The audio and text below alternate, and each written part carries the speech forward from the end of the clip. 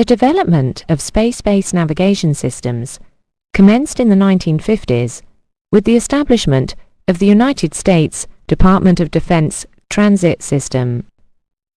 The current generation began development in the 1970s, and the next generation is already under development. It is intended that Global Navigation Satellite Systems, or GNSS, will eventually replace all terrestrial radio navigational facilities. However, despite USA assertions that this is imminent, it is unlikely to be achieved in the foreseeable future. The current systems have brought a new dimension of accuracy to navigation systems, with precision measured in meters. And where special differential techniques are used, the potential is for accuracies substantially less than 1 meter.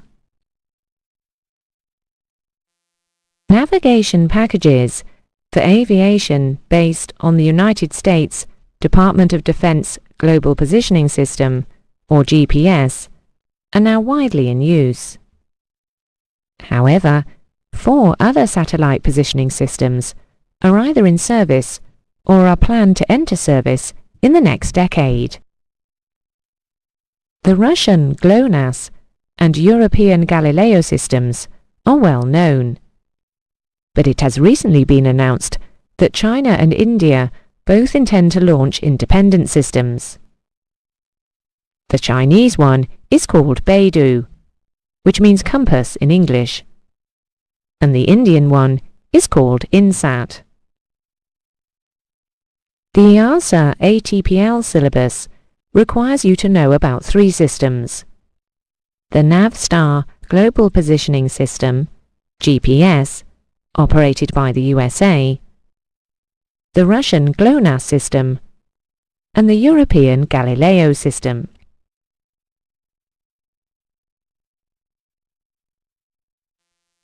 In order to understand the operation of these GNSS systems, we need to look at Kepler's 3 laws on planetary orbits.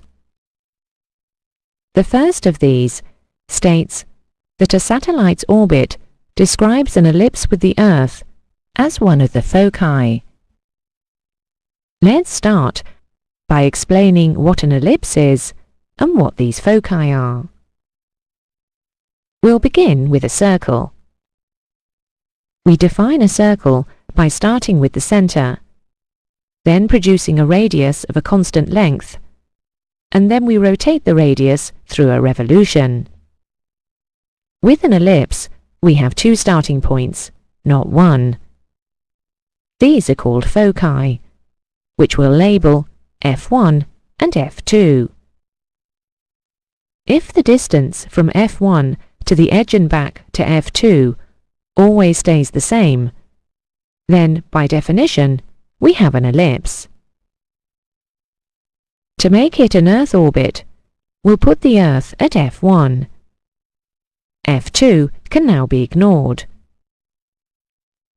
The second law states that a satellite sweeps out equal areas in equal time.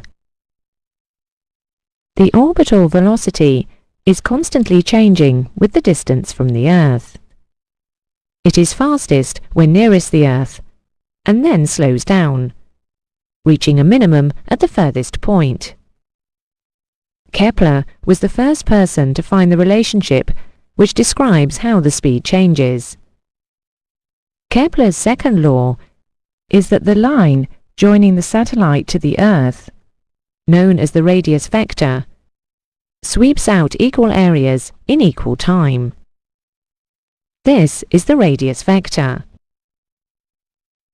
This is how far the satellite moves in a fixed time, such as an hour, when near the Earth. However, when it is at its furthest point, it is travelling slower. In the same time interval, the distance travelled round the orbit will be less.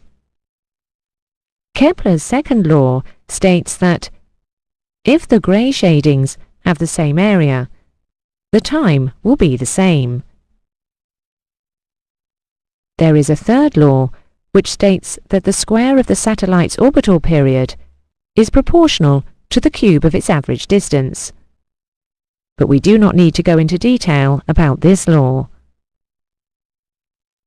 Global navigation satellite systems use an Earth-referenced three-dimensional Cartesian coordinate system to define positions, with the origin of the coordinates being the center of the Earth. Because the GNSS systems are global, a common model of the Earth was required. The World Geodetic Survey of 1984, WGS 84, was selected as the appropriate model for GPS. Galileo uses the European Terrestrial Reference System, ETRS 89, and the Russian model uses Parameters of the Earth, PZ 90. The mathematically produced models of the Earth are regular shapes, called ellipsoids.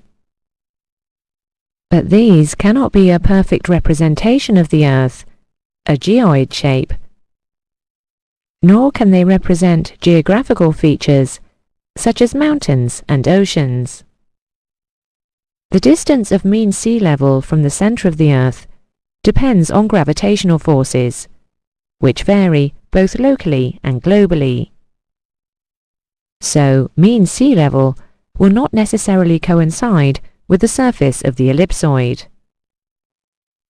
Hence, the vertical information provided by any system referenced to this model cannot be used in isolation for vertical positioning, except when in medium or high-level cruise with all aircraft using the GNSS reference data. GPS comprises three segments: the space segment, the control segment, and the user segment. The GPS space segment nominally comprises 24 space vehicles, SVs, that is, 4 satellites in each of 6 orbital planes. 21 of these are operational and 3 are spares, to be activated in the event of a breakdown. But because the satellites have exceeded their design lives by years, there are actually 31 working satellites in orbit at the time of production of this lesson, which is September 2011. The orbits have an average height of 20,180 kilometers, an orbital period of 12 hours, an orbital plane inclination of 55 degrees, and they are equally spaced around the equator. The spacing in their orbits is such that an observer on or close to the surface of the Earth will have between 5 and 8 SVs in view at least 5 degrees above the horizon.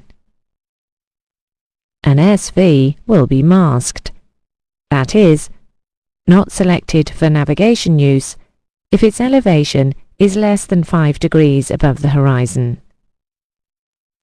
The space vehicles, SVs, broadcast pseudo-random noise codes, that is, a message that is so long that it appears to be random, but it is in fact repeated at a given interval. The code lasts for 1 millisecond, an epoch, and it is unique to each satellite. And it is transmitted on 2 frequencies.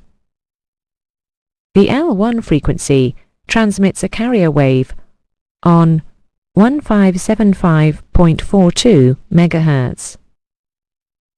The information it broadcasts consists of a coarse acquisition, or CA code, repeated every millisecond, with a modulation of 1.023 MHz. The precision, P code, repeated every 7 days, with a modulation of 10.23 MHz. And the navigation and system data message, with a modulation of 50 Hz. The L2 frequency transmits a carrier wave on 1227.6 MHz. It broadcasts the P code and is used to determine ionospheric delays. Only the course acquisition code and the nav and system data are available to civilian users, whereas the CA and P codes, as well as the nav and system data information, are available to the US military and other approved users. To protect the GPS from fake satellite transmissions, anti-spoofing measures are adopted.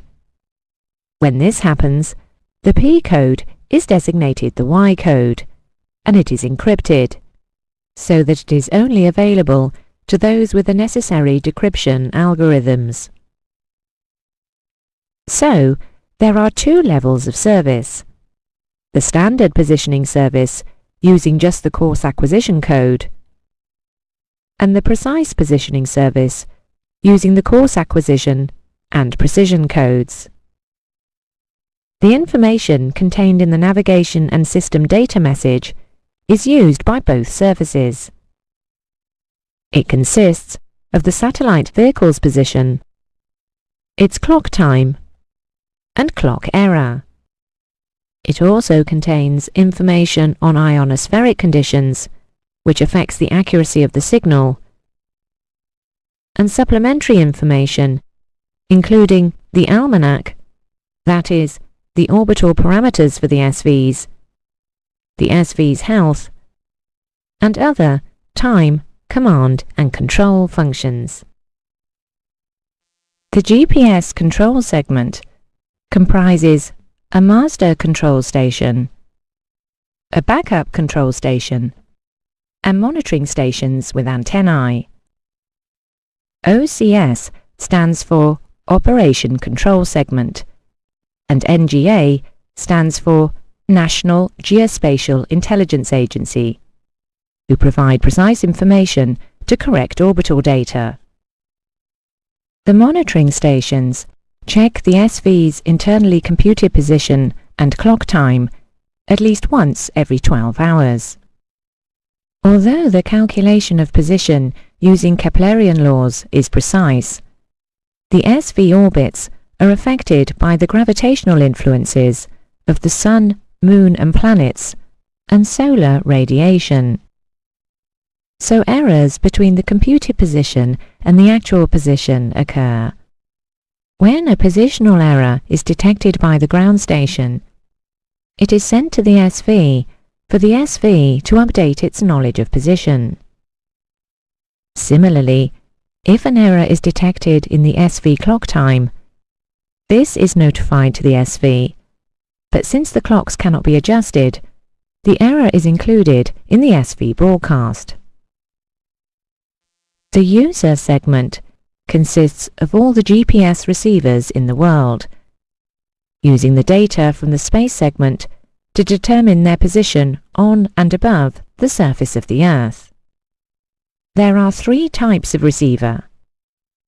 The sequential receiver uses one or two channels and scans SV sequentially to determine pseudo-ranges. Multiplex receivers may be single or twin channel and are able to move quickly, typically at 50 Hz, between SVs to determine the pseudo-ranges, and hence they have a faster time to first fix than the sequential receivers. Multi-channel receivers monitor several SVs simultaneously to give instant positional information. These include all-in-view receivers, which monitor all the SVs in view and select the best 4 to determine position. Because of their speed of operation, these are the preferred type for aviation. The information provided by the space segment enables the user segment to determine a very accurate longitude and latitude position, and this is displayed on the receiver screen. The GPS data allows other information to be displayed on the receiver screen, such as UTC date and time, ground speed, altitude, and track. By using sophisticated software, the position of the aircraft can be displayed on a moving map. Stored details of airports, beacons, waypoints, etc. in the aircraft's computers can be combined with the GPS information to plan and assist navigation. We said earlier that the ATPL syllabus required you to know details of GPS, GLONASS and GALLILEO. These systems all operate in very similar ways, but there are differences which you are required to learn. Here is a table showing the differences.